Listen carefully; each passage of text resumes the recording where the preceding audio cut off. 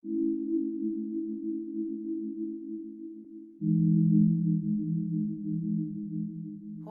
taistelee tänä iltana pääsystä jalkapallon Eurooppa-liigan lohkovaiheeseen.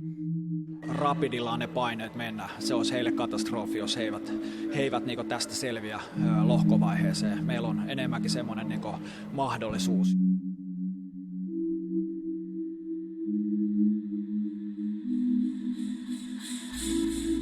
Paljon on tänään pelissä, kun Helsingin jalkapalloklubi ja Rapid Wien kohtaavat Töölön jalkapallostadionilla Eurooppa-liigan viimeisellä playoff-kierroksella.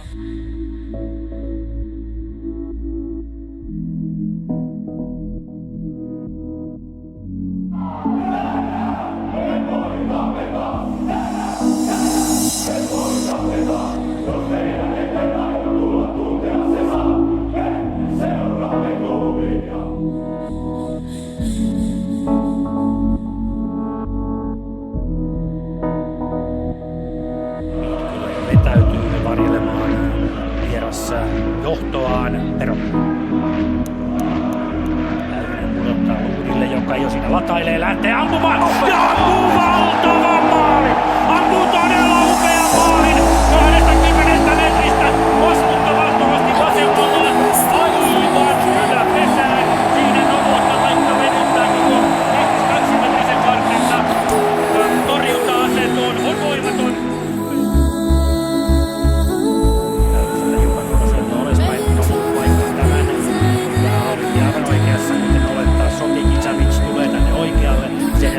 Savic lähtee haastamaan, ohittaa yhden, antaa sitten alaspäin Vero.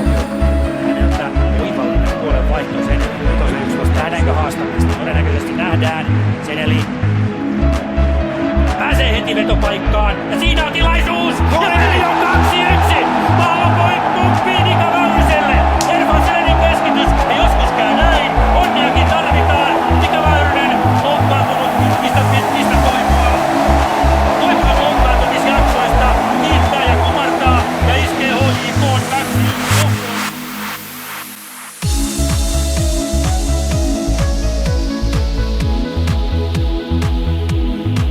Tuo 2-1 lukemat Helsingissä avausottelussa tarkoittavat sitä, että kun Rapid teki tuon tutusti tärkeän vierasmaalin, sille riittää käytännössä 1-0 kotivoitto.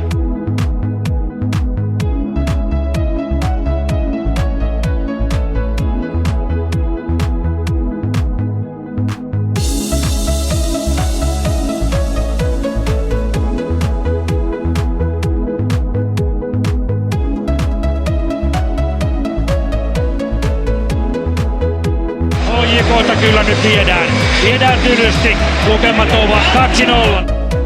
Näyttää kyllä HJK:n kannalta todella tukalalta. Vajaa vartti pelattu ja isännät johtavat jo 2-0. Tästä tilanteesta HJK:lle kulma potku sitä antamaan Robin Lood.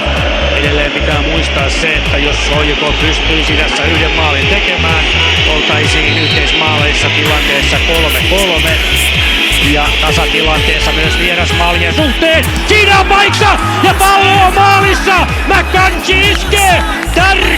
Tärkeä maali HJK:lle välittömästi. Chauvin 1-0, 2-0 johtomaalin jälkeen. Kanchi iskee kulmapotkun jälkitilanteesta. HJK pääsee rakentamaan hyvän näköisesti. Zeneli. Hänet kaadetaan ja näin HJK:lle hyvästä paikasta vapaa potku 25 metristä. No, toki kaukaa, mutta on näiltä etäisyyksiltä joskus maalejakin isketty. Ja nyt täällä nousee sitten koko yleisö seisomaan.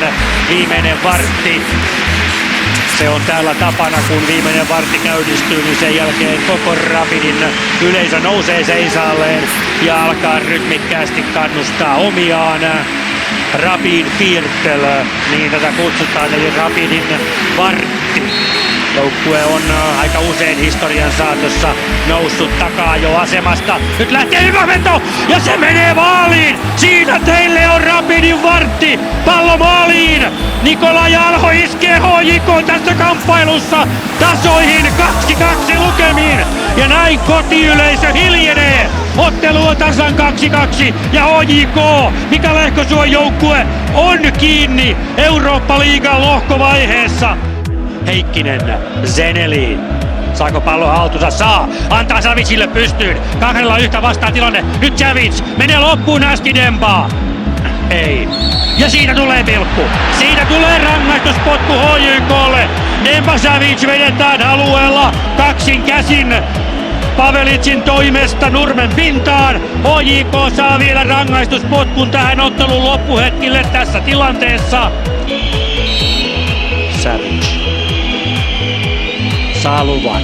Novota vastassa. Savic pistää pallon yläpesään. HJK siirtyy vieraskentällä 3-2 johtoon. Ja samalla tämä ottelupari saa lopullisen sinetin.